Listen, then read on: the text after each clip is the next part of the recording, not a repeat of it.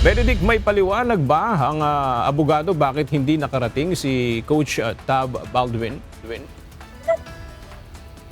Ayon kay Labor Secretary Francis Tolentino, sinabi umano ni Coach Thomas Anthony Tab Baldwin na nais lang nitong magpahinga kaya hindi siya nakadalo sa show cause order ng DOLE ngayong araw.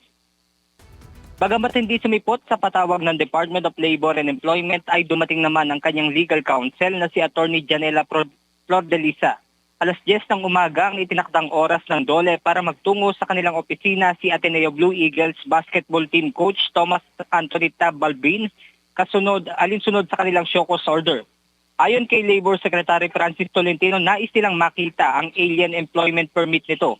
Pero sa pagdalo kanina ng abogado, tanging Alien Certificate of Registration o ACR lang ang ipinakita nito. Matapos naman makipag-usap kay Secretary Tolentino ay tumanggi ng magbigay ng pahayag sa media si Attorney Flordelisa. Nagbigay naman ng 10 araw na palugit ang DOLE sa darating na June 25 para nga dumalo mismo si Coach Tab sa ipinatawag nilang hearing. At yan muna ang ating update mula rito sa Maynila. Balik sa inyo dyan, Aga. Maraming salamat, Benedict Samson.